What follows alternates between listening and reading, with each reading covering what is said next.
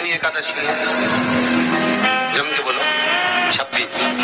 जो भगवान विष्णु के पास जाकर निवेदन करी थी वो निर्जला था, निर्जला। इसलिए सारी एकादशियों में निर्जला एकादशी की महत्वता शास्त्र प्रमाण करता है। पर हिंदू धर्म के 3 व्रत ऐसे बता दिए जिन व्रतों का पुण्य समाप्त नहीं हुआ।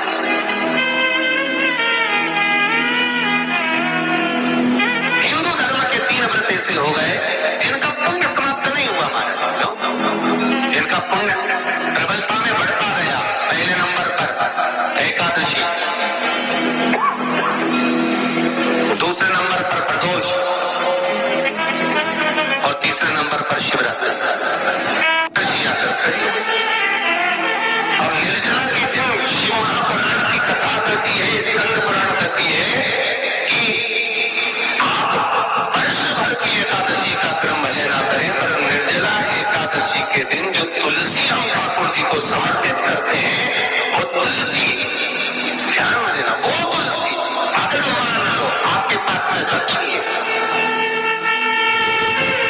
निर्जला एकादशी के दिन भगवान ठाकुर जी को, सालीग्राम जी को, लड्डू गोपाल जी को आपके घर में, आपके मंदिर में जो आपने भगवान को तुलसी समर्पित करी है और तुलसी मान लो तुम्हारे पास रखी है और कोई व्यक्ति को बहुत बहुत ज्यादा कष्ट है शरीर में, बहुत बहुत कष्ट है, थोड़ी सी वो तुलसी चढ़ी हुई ठाकुर के चरणारविंद की, आप उस जीव को दो तो सही, आधा घंटा इंतजार करो, स्वास्थ्य में अंतर आना प्रारंभ हो जाता है। उस निर्जला, क्योंकि निर्जला ऐसी एकादशी है जिसने जगत में जाकर देवताओं के पास जाकर निवेदन कराए जग कल्याण।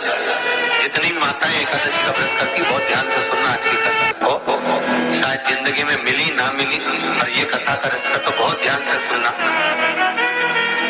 स्कंद पुराण यहाँ तक कहती है कि इस कथा के चरित्र को जो श्रवण कर लेता है उसको 26 एकादशी करना भी नहीं पड़ती। इस एकादशी की केवल ये कथा सुनकर ही वो तर जाता है। बहुत ध्यान से सुनना इसको कथा को। एकादशी के दिन जब आप जल शंकर को चढ़ाने दोनों दी जाती, जब एकादशी का दिन रहे और शंकर जी के मंदिर में आप जल समर्पित करें तो 3 बार मुख से स्वधा स्वधा स्वधा या स्वधा स्त्रोत का पाठ, जिसमें 12 श्लोक 2-4 है। पैसा तो आ रहा है और घर में टिक नहीं रहा, डॉक्टर में, पुलिस में, एक्सीडेंट आदि में, कहीं गलत जगह पर व्यसन में अगर पैसा जा रहा है, जुए में, मांसाहार, मदिरा पान, या कहीं आया पैसा, पैसा आने में कमी नहीं, आ रहा है पर टिक नहीं रहा, रुक नहीं रहा, कोई मांगने आ गया, दे दिया, फिर वहां से अपने पास नहीं आ रहा, अपन कह रहे हैं भैया हमारा पैसा तो नहीं आ रहा। तो महाराज शिव महापुराण की कथा कहती है एकादशी के दिन गंगा के जल में मात्र 7 बेलपत्री डालकर जो नंदीश्वर भगवान अर्थात जो शंकर जी के शिवलिंग के सामने नंदी होता है, उस नंदी के चरण पर गंगा का जल चढ़ाकर बेलपत्री शिव पर समर्पित कर देता है, उसके घर में रुपया रुकना चालू हो जाता है, फिर वो गलत जगह पर नहीं जाता, गलत स्थान पर वो धन जाएगा ही नहीं। मांग तुझे क्या चाहिए। एकादशी ने भगवान विष्णु से कहा, नाथ प्रभु वर दे दो, मृत्यु लोक में जो मनुष्य मेरा व्रत करेगा, चाहे जलचर, थलचर, वायुचर या सांसारिक मनुष्य मेरा अगर एकादशी का व्रत करेगा, प्रभु उसके यहाँ धन धान्य वैभव सुख संपदा बढ़ेगी और उस जीवात्मा को नरक नहीं भोगना पड़ेगा, सीधे वैकुंठ का उसको वास मिलेगा। जब जीव आत्मा को लेकर चला जाएगा, यम के दूत जब बंदी बनाकर ले जा रहे होंगे उस जीवात्मा को जिसके प्राण छूटे होंगे, यम के दूत जब बंदी बनाकर ले जा रहे होंगे, तब मुझे वर दो कि मैं इसका हाथ पकड़कर बेतन्नी से पार उतार कर सारे नरकों से निकालती हुई आपके धाम में लेकर आ। भगवान ने वर दे दिया, तथास्तु। हे एकादशी सुनो, मृत्यु लोक का मनुष्य अन्न का त्याग कर कर, क्योंकि अन्न में एकादशी के दिन पाप पुरुष रहता, अन्न का त्याग कर कर एकादशी के दिन जो मनुष्य तुम्हारा व्रत धारण करेगा, उस व्रत को करेगा और उस व्रत को धारण करेगा, उसकी मनोकामना पूर्ण होकर वो मेरे ही धाम को जाएगा। ये तो हुआ एकादशी के जन्म की कथा।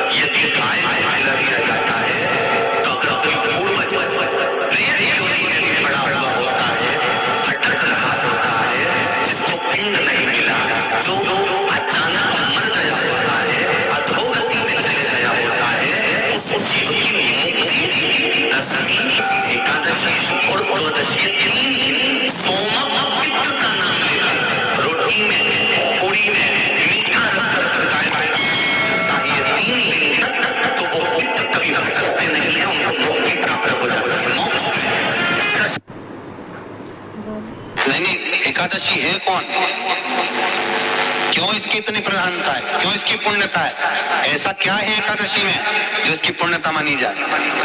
कौन है ये? जो भगवान नारायण तक एकादशी का व्रत करते हैं। सुभद्रा जी को भगवान जगन्नाथ ने, जगदीश ने एकादशी का व्रत कराया था। बद्रीनारायण भगवान को माता लक्ष्मी ने एकादशी का व्रत कराया था। क्यों?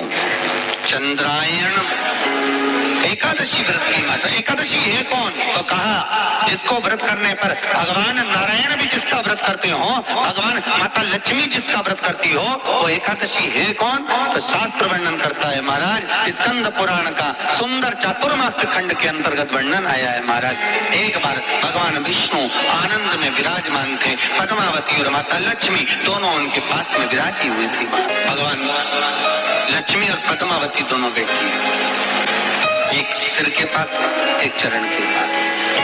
कुछ समय बाद वहीं पर ब्रह्मदेव का आगमन हुआ और ब्रह्मा जी आगमन पाकर भगवान नारायण पद्मावती से लगकर उठे और उठकर लक्ष्मी की ओर झुके।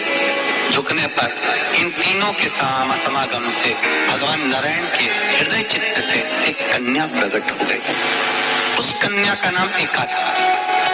क्या नाम था? एका। अब 10 उसके गुण इतने प्रबल थे, वो 10 गुण उसके बड़े प्रबल थे कि वो एका जिसको निहारती थी उसको संपदावान बना देती थी, जिसको देख लेती थी उसके जीवन में वो आनंद की अनुभूतियां करा देती थी। एका जिस मार्ग से जाती थी उस मार्ग के द्वार खोल देती थी। एका का पुण्य इतना पुण्य प्रखर। पद्मावती और लक्ष्मी ने कहा, महाराज ये बेटी आपके द्वारा निर्मित हुई है, इसका कन्यादान करना चाहिए। हमारे यहाँ हिंदू धर्म में रीति है, जिस दिन कन्यादान करा जाता है उस दिन व्रत रखा जाता है। अब आजकल रखते कि रखते हो मालूम नहीं, और कन्यादान करते समय व्रत रखा जाता है। व्रत रखना, एका का कन्यादान करना है। भगवान बोले कन्यादान करें, किसको दे? एका किसको दी जाए? एका प्रदान किसको करी जाए? पुण्यता किसको दी जाए? भगवान नारायण ने उसी समय लक्ष्मी और पद्मा से पूछा, तुम एकादशी के दिन जब आप जल शंकर को चढ़ाने तो रोटी जाए, जब एकादशी का दिन रहे और शंकर जी के मंदिर में आप जल समर्पित करें तो 3 बार मुख से स्वधा स्वधा स्वधा या स्वधा स्रोत का पाठ, जिसमें 12 श्लोक 2-4 है। पैसा तो आ रहा है और घर में टिक नहीं रहा। डॉक्टर में, पुलिस में, एक्सीडेंट आदि में, कहीं गलत जगह पर व्यसन में अगर पैसा जा रहा है, जुए में, मांसाहार, मदिरा पान, या कहीं आया पैसा आने में कमी नहीं है, आ रहा है पर टिक नहीं रहा, रुक नहीं रहा। कोई मांगने आ गया, दे दिया, फिर वहां से अपने पास नहीं आ रहा, अपन कह रहे हैं भैया हमारा पैसा तो नहीं आ रहा। तो महाराज शिव महापुराण की कथा कहती है, एकादशी के दिन गंगा के जल में मात्र 7 बेलपत्री डालकर जो नंदीश्वर भगवान अर्थात जो शंकर जी के शिवलिंग के सामने नंदी होता है, उस नंदी के चरण पर गंगा का जल चढ़ाकर बेलपत्री शिव पर समर्पित कर देता है, उसके घर में रुपया रुकना चालू हो जाता है। फिर वो गलत जगह पर नहीं जाता, गलत स्थान पर वो धन जाएगा ही नहीं। तूने मांग, तुझे क्या चाहिए? एकादशी ने भगवान विष्णु से कहा, नाथ प्रभु वर दे दो, मृत्यु लोक में जो मनुष्य मेरा व्रत करेगा, चाहे जलचर, थलचर, वायुचर या सांसारिक मनुष्य, मेरा अगर एकादशी का व्रत करेगा प्रभु, उसके यहाँ धन धान्य वैभव सुख संपदा बढ़ेगी और उस जीवात्मा को नरक नहीं भोगना पड़ेगा, सीधे वैकुंठ का